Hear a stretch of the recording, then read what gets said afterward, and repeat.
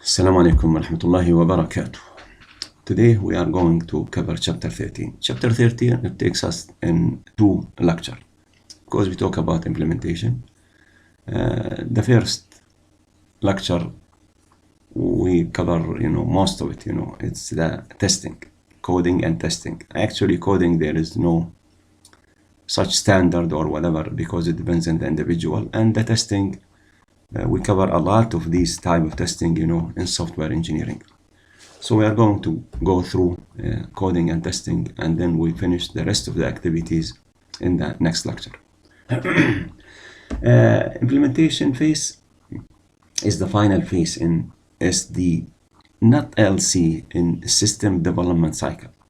Because if we say SDLC, system development life cycle, the life cycle, it's not really done yet because the system, because we still have, after implementation, we have the maintenance, during which a system is actually built or purchased. If we buy it, or the system, if we buy it or we build it, this is the final phase, which is at the end of implementation, the final system. When we are done with this, the final system now put into operation, and we put it in production side, with the user. Well, what's the learning objective here? We are going to describe the process of coding, testing, converting data or whatever, an organization forming a system, and outline the deliverable and outcome of the process. Prepare a test plan for information system. We are going to talk about installation strategy, direct, parallel, single location, and phased installation. We are going to talk about the deliverable for documenting the system for user and for us as technical people. Compare many modes available for organization for main system training, including self-training and electronic performance support system.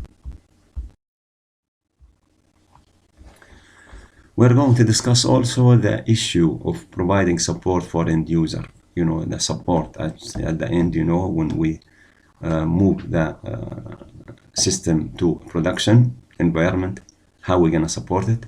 Explain why system implementation sometimes fail, what's the problem of the implementation and what those factors which it is really make it fail or success.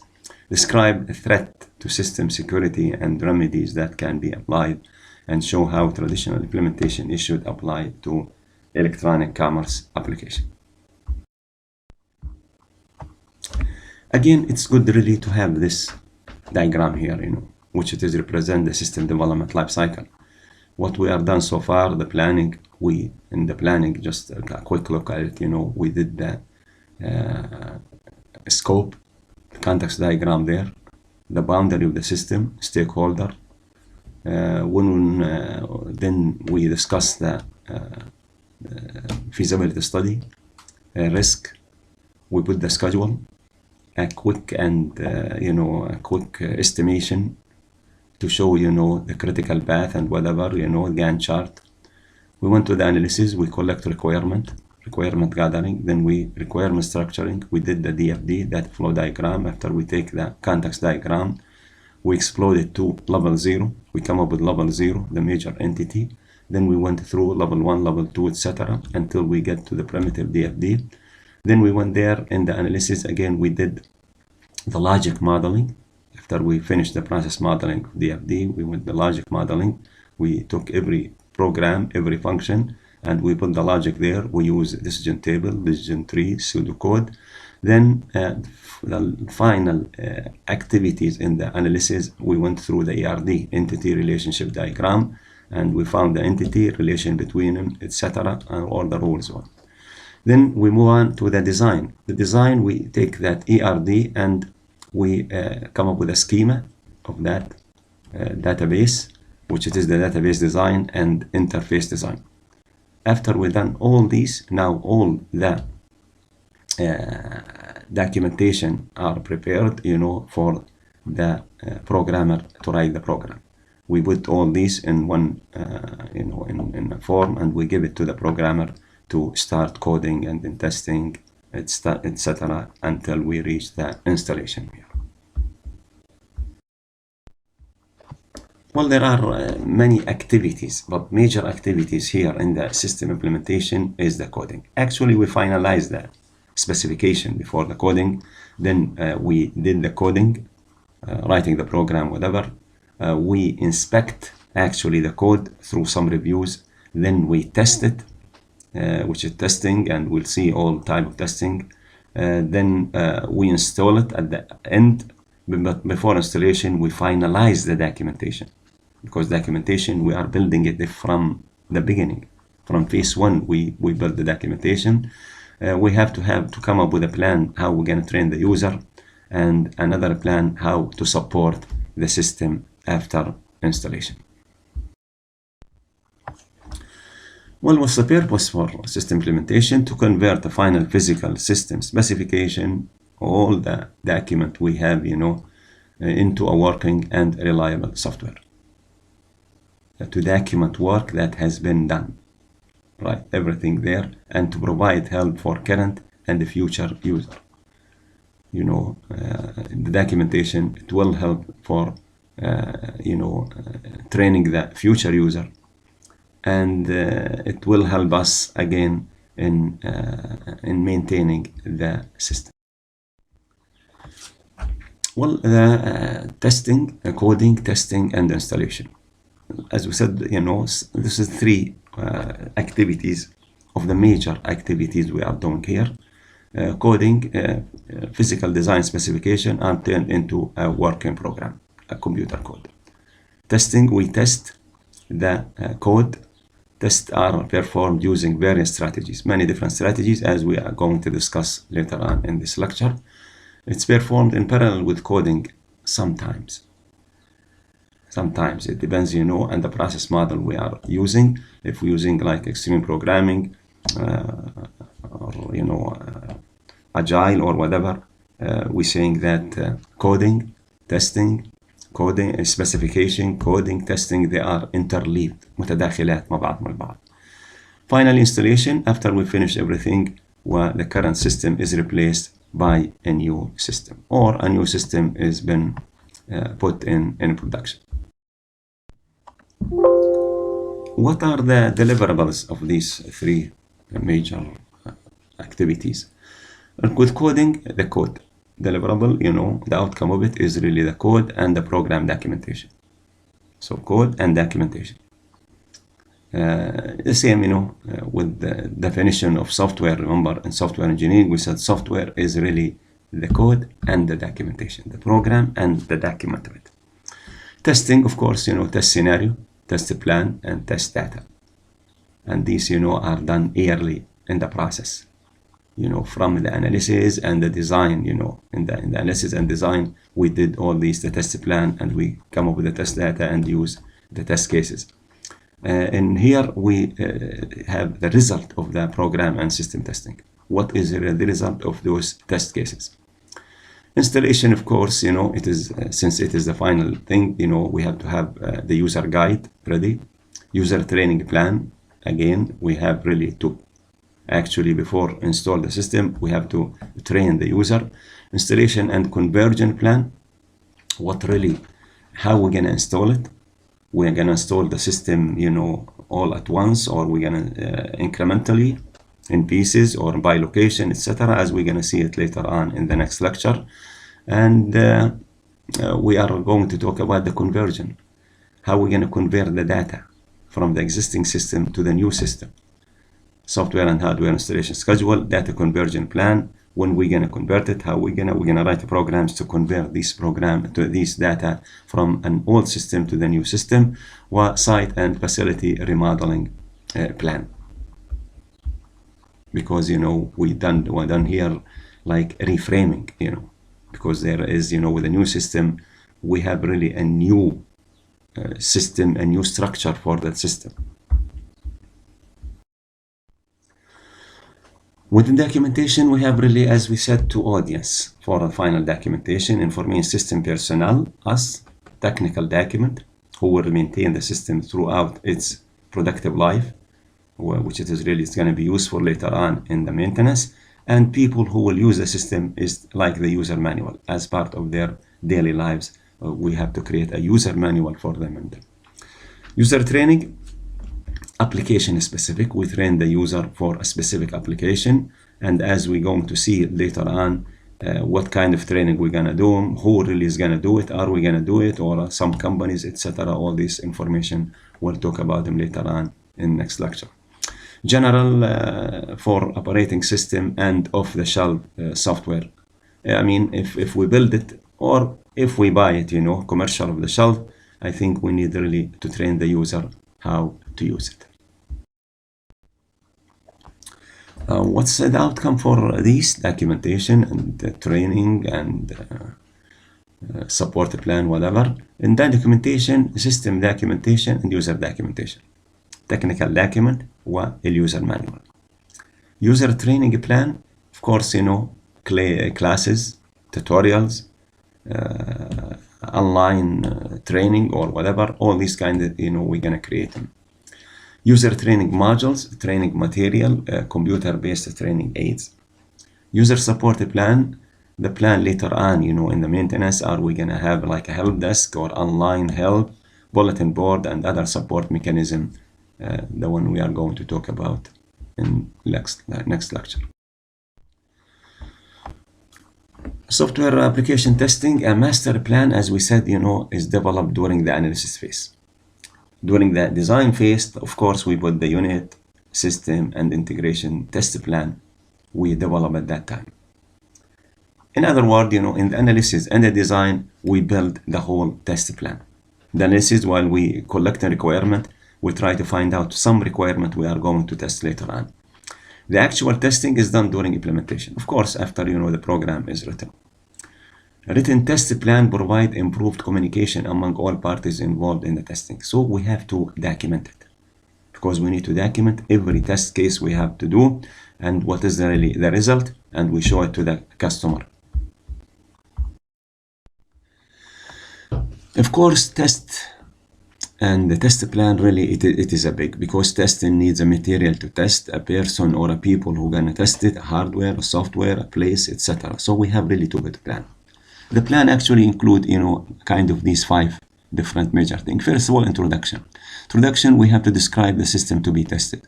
What's really the objective of the test plan? What kind of method or methods of testing? And any document, support document to do the test. Overall plan, of course, we have to have a milestone, schedule, location. We have to have a test material, test plan, test cases, test scenario, test log, what's happened, to these tests during the testing, and criteria for passing the test. How are we going to know that, that test case is really pass or it didn't pass? Then testing requirement, hardware, software, personnel. من هم الأشخاص اللي بدهم يشتغلوا على اللاب. What type of hardware, software, place, where if we're gonna move, in a specific or special place to test. Procedure control, test initiation, test execution, test failure, if there is a failure, what we are going to do.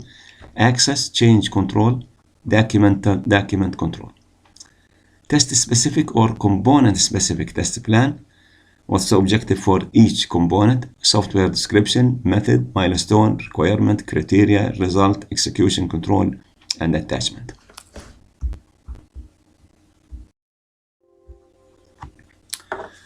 Well, if we remember, in software engineering, we talk about a lot of different types or names for tests. We talk about unit testing, component testing, integration testing, system testing, user acceptance testing, regression testing, exhaustive testing, white box testing, black box testing, etc., etc. All these tests, no matter what, we have to go through some stages. We have to test first of all the unit testing.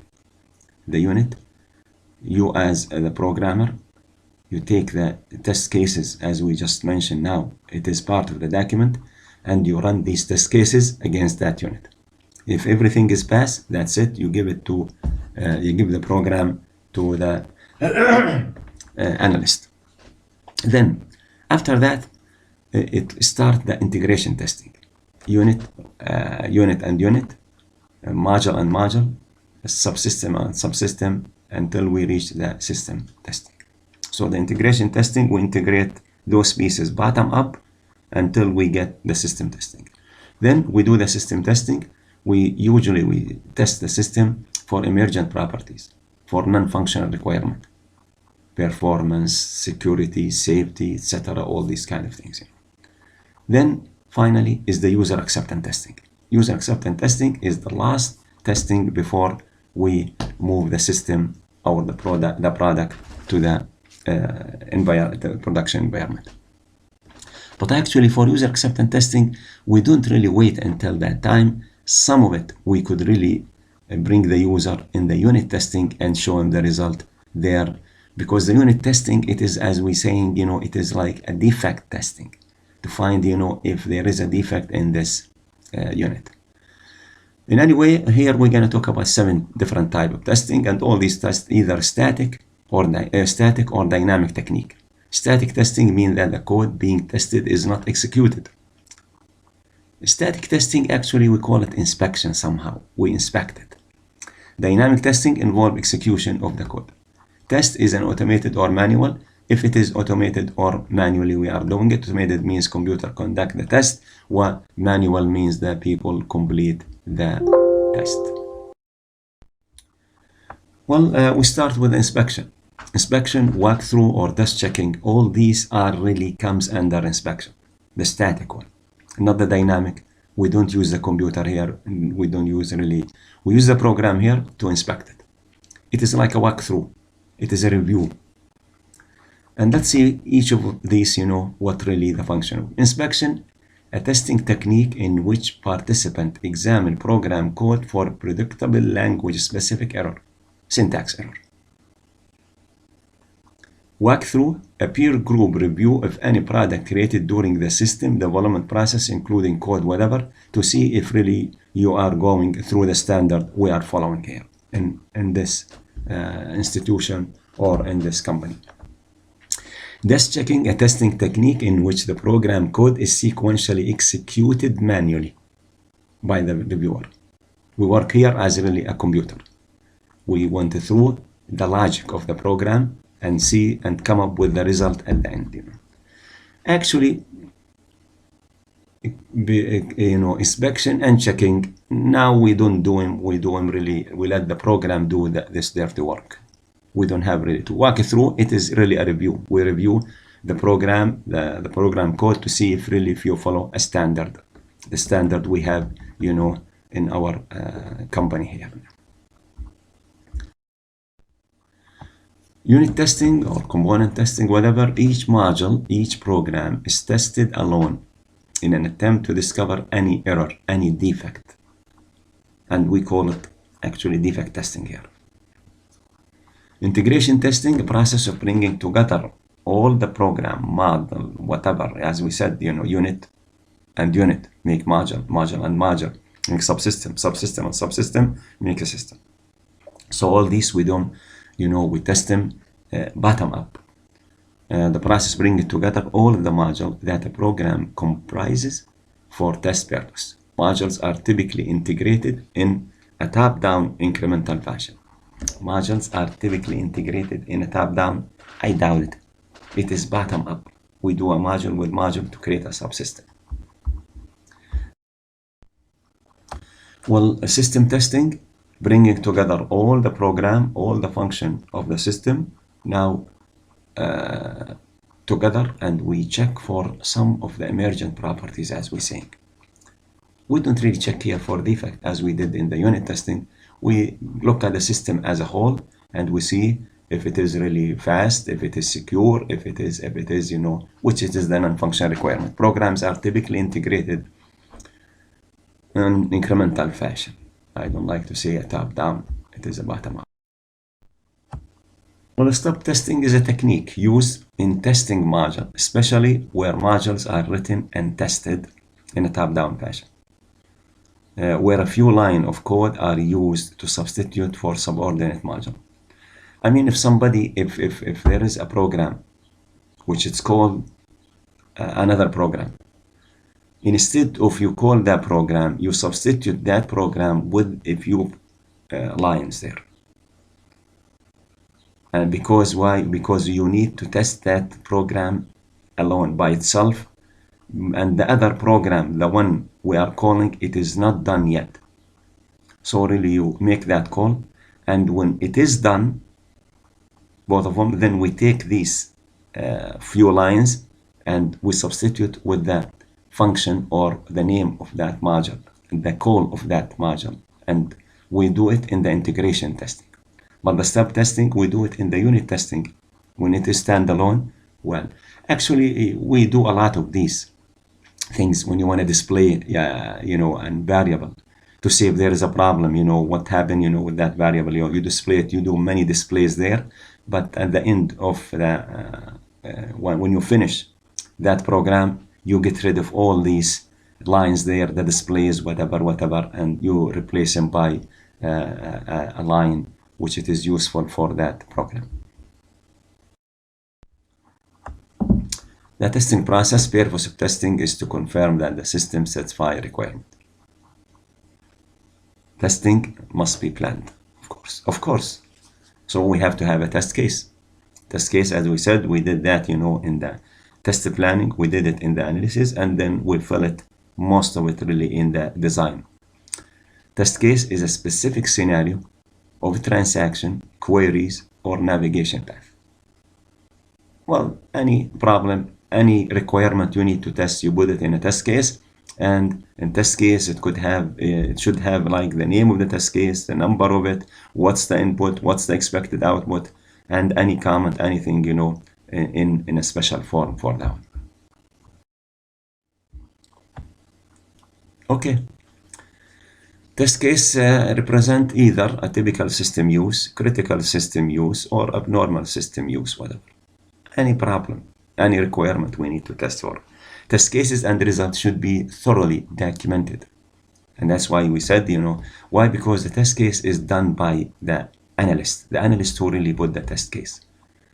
The programmer just take that test case and run it through the program. So it should be thoroughly documented so they can be repeated for each revision of an application. In other words, this test cases, it is part of the document. It's part of the document of the program. Every time we are going to change the program, we have to rerun the whole test cases we have, in that document. Well, as we said, you could really put your template, for the test case, and actually, the analyst, when you create that test case, he just really fill these things. What is the test case number? What is the name of it? Date, program name, module under test, whatever, etc. He'll give you طبعا explanation of difference between actual and expected result. Not really this way. He give you really what you have to put as input A, B, C, and you get X, Y, Z, and then at the end, you tick that one. You say, well, everything is okay, or it didn't pass. If it passed, okay. If it didn't pass, then you have to find out what's the problem of that program. Test harness. Test harness is a collection of like stubs, drivers, and other supporting tools that are required to run the test or to execute the test in a program. Test harness execute test by using test library and generate a report, the outcome of it. In software, test harness or automated test framework is a collection of software and test data configured to test a program unit by running it under a different condition, different type of condition, and monitor the behavior of each condition, which it is monitor the output of it, which it is the result of that test. It has two main parts: the test execution engine and the test library or the repository. It's an automated testing environment, a review code for errors, standard violation, other design flaws. Expand the scope of the test beyond the current development platform. Well, figure 13.5 shows the N-unit, which is a unit testing framework for .NET. All the component of it. It shows there, in this figure. Combining coding and testing. Actually, the coder who's gonna code the program and the one who's gonna do the unit testing is the same person. So usually, really, you code part of the program sometimes and maybe you test it. But actually, what really happen or what is supposed to do in the big companies, you have to finish the code. You have to go through a walkthrough, which is the inspection part of it. And then to make sure that really you follow the standard. And then you go do testing.